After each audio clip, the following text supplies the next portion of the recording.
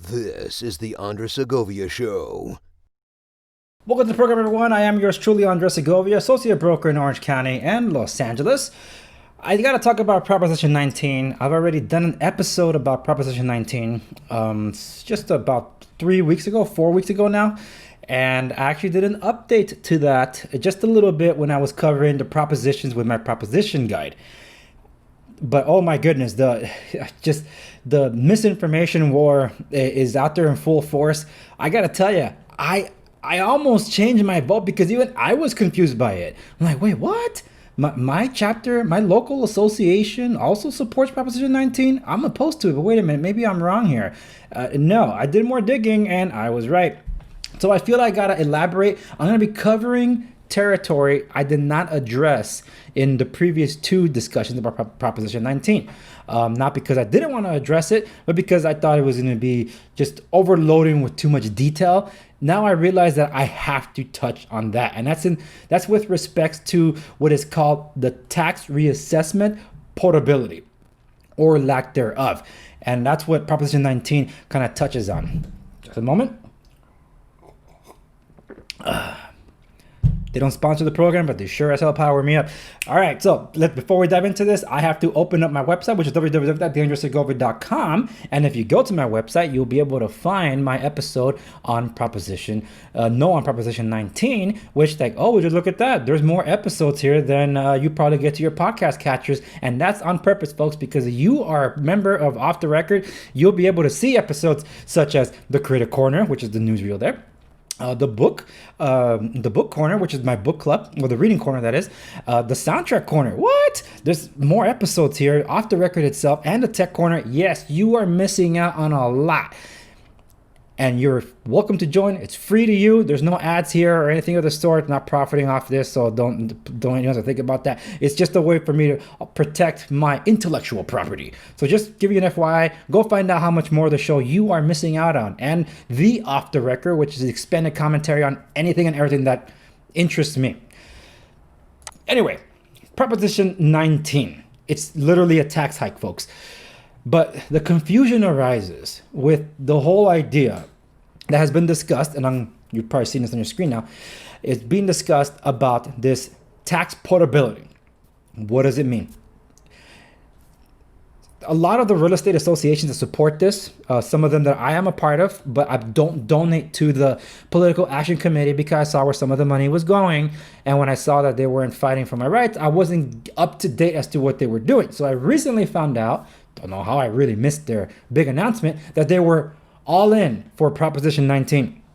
And there's a lot of misgivings about it. There are things that sound great, but hey, the road to hell is paved with good intentions. So the idea where Proposition 19 is twofold. So if you're a senior citizen, disabled, or recently affected by wildfires, you'll be able to carry your tax assessed price of when you acquired your property to a new property. And you could do up to 3 times in your lifetime.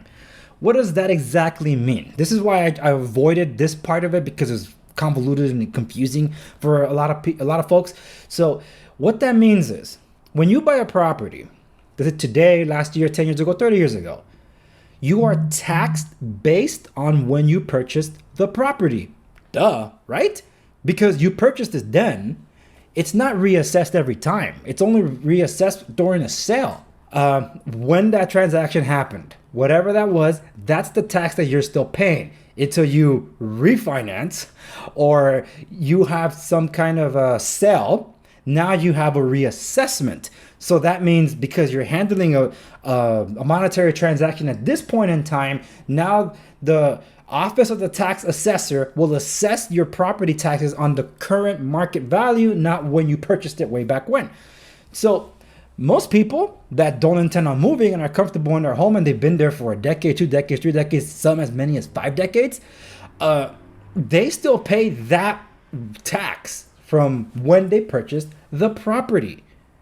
And it sounds attractive to be able to carry that tax, a very cheap tax I might add compared to today, to a new property. I mean, who wouldn't want that? That's what Proposition 19 sounds like it's offering to senior citizens, disabled, and those that have lost their property or wildfire victims. That isn't the case. So we're going to need a little bit of history. This is from my episode that I updated with more detail than you can get on your podcast catchers. But Proposition 19 is actually a tax increase. In 1986, Proposition 58 was voted by 76% of the voting population in California. Overwhelmingly positive. What was it? It gave the ability for a parent to transfer the property to their child. Well, yeah, let's say it was me and I'm passing it on to my kids. That's not a sale. I'm not selling it to my son or my daughter. I'm giving it to them. So there's no reassessment in taxes. I can do that right now.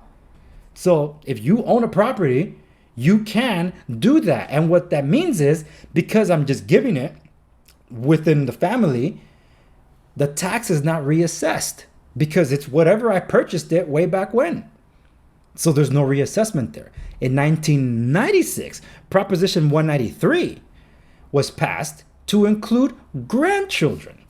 So if I, as a grandparent, transfer my house, not selling, transfer my house over to my grandchild, there is no tax reassessment. So naturally the state is upset about that because they want the tax, they want the money, they always do. It's our money, but they want it. Proposition 19, what they're proposing is removing these two. How does that make sense, folks? It doesn't.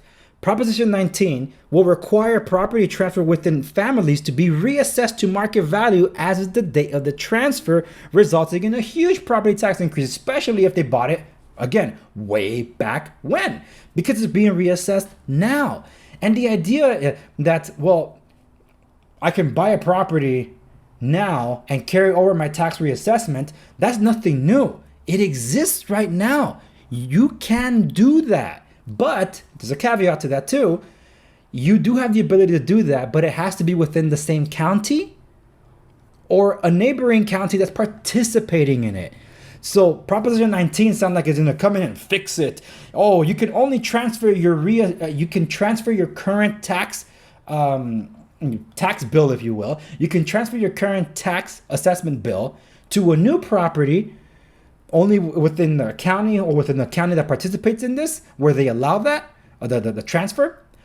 But Proposition 19 will allow you to do it in the whole state. So yay, wherever you want to go in the state, it's free game for you now, no problem. And right now you can only do it once, but with Proposition 19, you could do it 3 times. Yay! That sounds fantastic, except what Proposition 19 isn't saying. At least those that support it don't spell this out. You're still paying the difference in tax reassessment on top of what you're paying. Okay, here's how the tax transfer currently works. I already mentioned that you can do it within the county or within counties that allow for that exchange of transfer of the property. But the properties that are being exchanged have to be of equal or lesser value.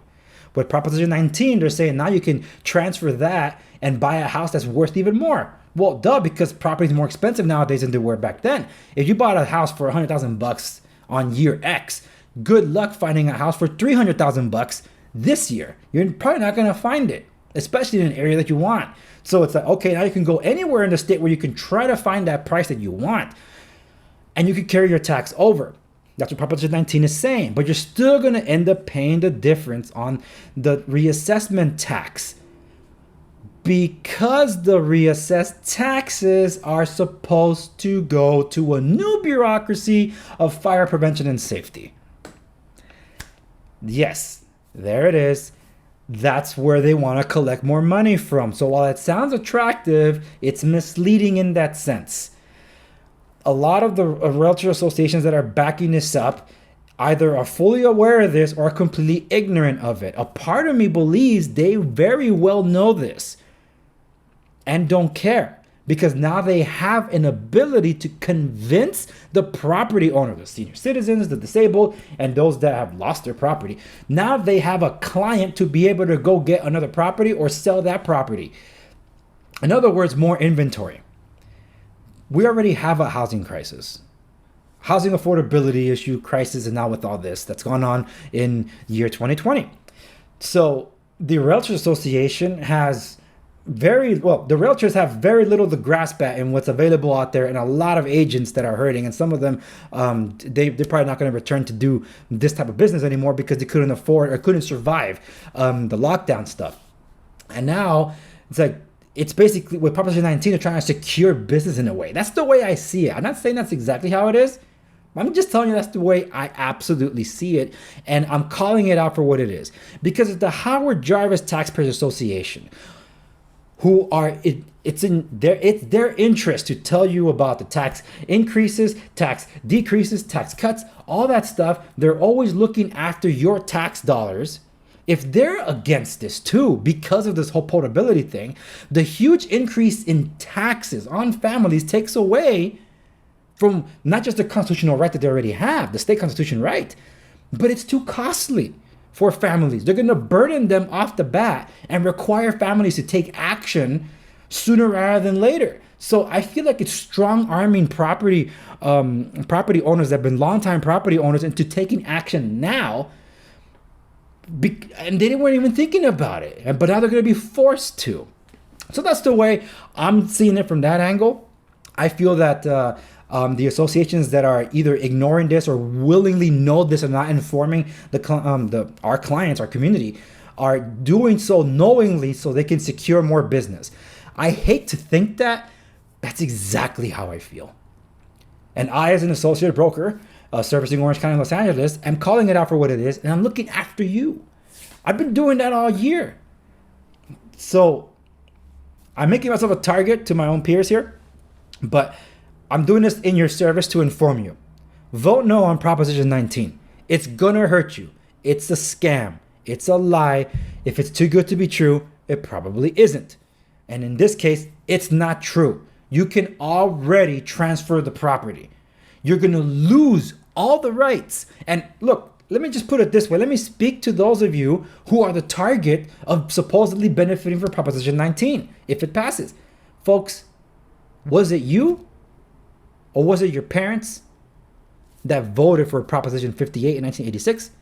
That voted for Proposition 193 in 1996 in overwhelming numbers? And now that you stand to benefit from it, or your own children to benefit from it, you're going to have those rights taken away from you before you can even use them? Something to think about, because that's exactly what's at stake. Vote no on Proposition 19. Vote no on Proposition 15, and ultimately vote no on Proposition 21. You got questions? Go ahead and ask me. I've been getting questions a lot about this one. I hope this kind of gives you more information as to the whole portability thing, because that's the one I try to avoid explaining, but I feel like I had to this time. And I'm going to be leaving links to the previous discussions I've had about Proposition 19. The video description down below for those of you watching on YouTube. For those of you viewing this or listening to this at www.theundersegovia.com, the show notes will have everything you need to look at. So, by all means, vote no on Proposition 19. If there's nothing else you remember from what I say, no on 15, 19, and 21. Thank you so much for listening and watching this latest episode of The Realtor Associations Show. Like, share this episode with everybody you know, and subscribe so you don't miss out on any podcast directory of your choosing, and obviously stay up to date on YouTube. Hit the notification bell so you don't miss out on an update about this. If you have already missed it, or maybe haven't put it up yet, depending on when this video goes up, I have a proposition guide that I'm finalizing. It should be up. If you don't find it here, wherever you're seeing the socials, it's definitely going to be on my website. So keep an eye out for that. And before the election, I will be doing local endorsements.